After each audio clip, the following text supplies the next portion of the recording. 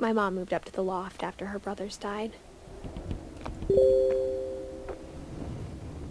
At the time, it was as far away as she could get.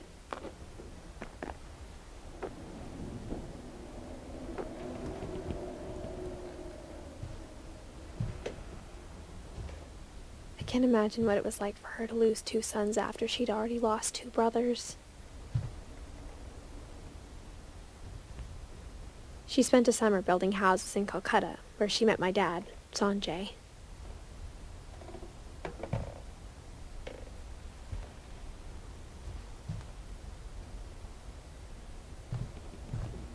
Religion was another thing my mom never talked about, but I think it helped her a lot after her dad died.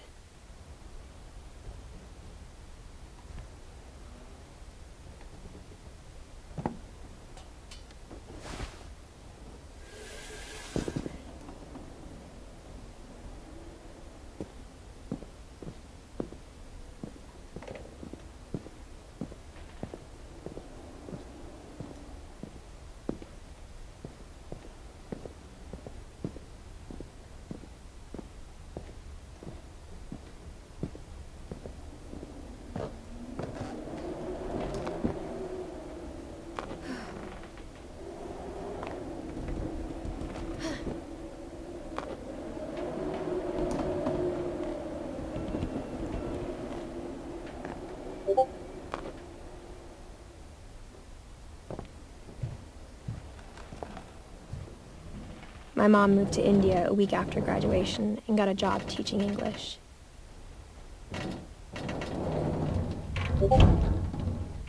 Louis was born a year later.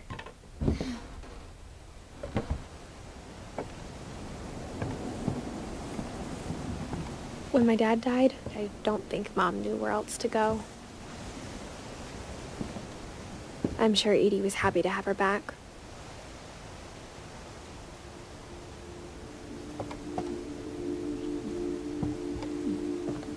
The house had to get a little bigger, but Edie was used to that. And for a while, things were good. Almost normal, but it didn't last.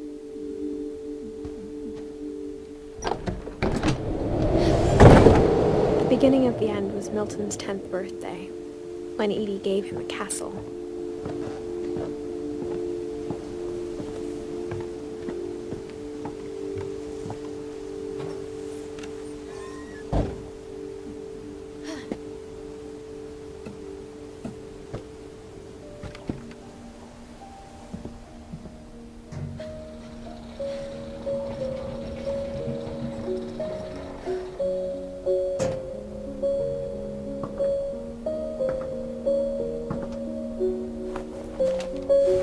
Milton Finch in The Magic Paintbrush.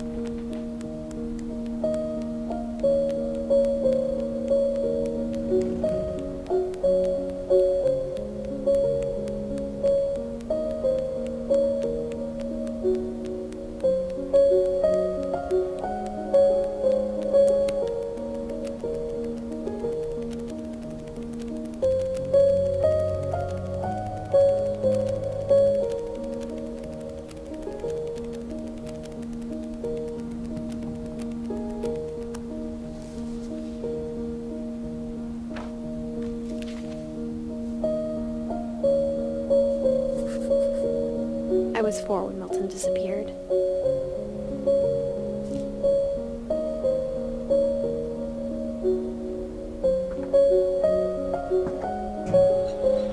Mom spent months searching for my brother. Then she sealed the doors.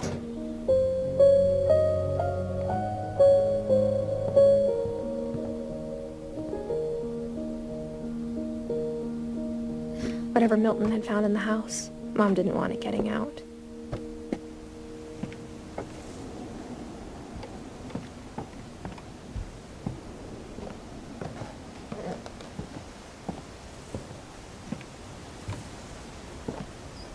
Mom definitely blamed Edie, but I think Louis blamed himself.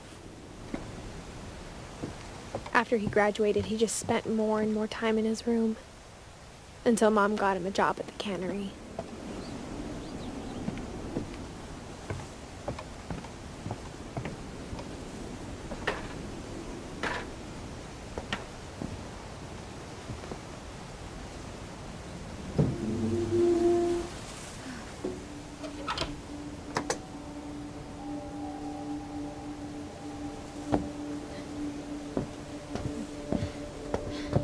Louis's room smelled very, very familiar.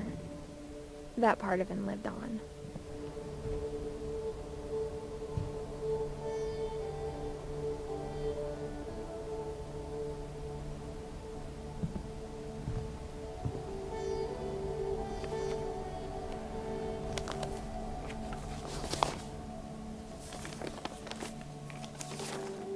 Dear Mrs. Finch, as Louis's psychiatrist, I can understand your desire for an explanation. As I see it, the trouble began in January, shortly after we convinced your son to seek treatment for substance abuse. Newly sober, I believe Louis first noticed the monotony of his daily life.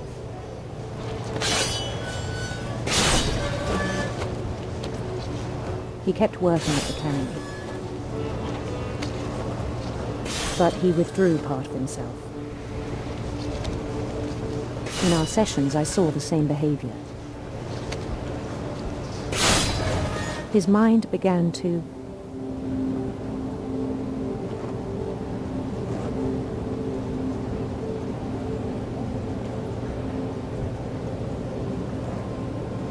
wander.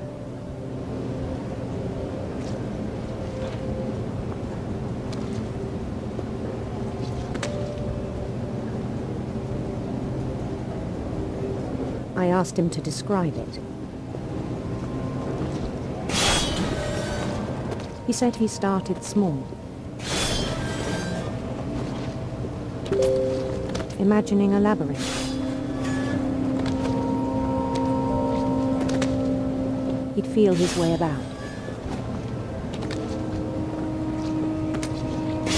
Then something moved. Bats and toads.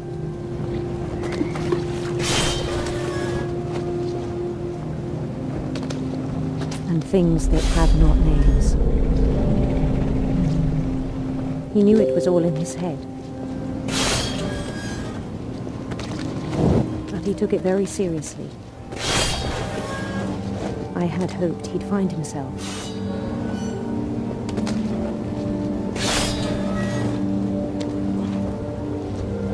But he found something more. I worried about him then. Daydreaming at the cannery. I spoke with his boss. But he said Louis had become a model employee. Methodical, tireless, focused. Like a whole new Louis. So I let him go on.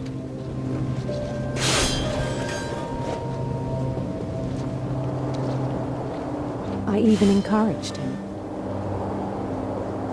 It seemed very promising at first.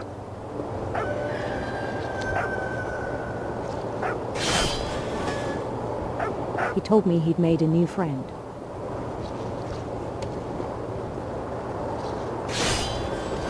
On the edge of a city he named Louis Topia.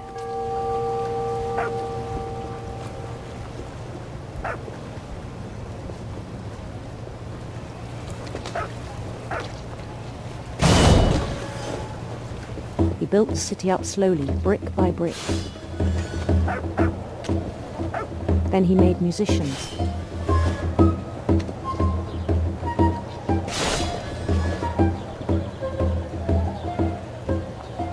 And songs for them to play. He talked about starting a band. And he was always humming something. Every day his imagination grew stronger.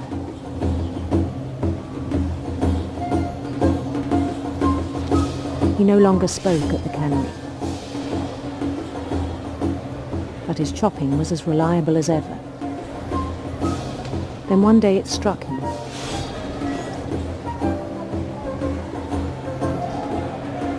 That all the cheering crowds, even the stones under his feet, were all in his imagination, so he could do whatever he wished.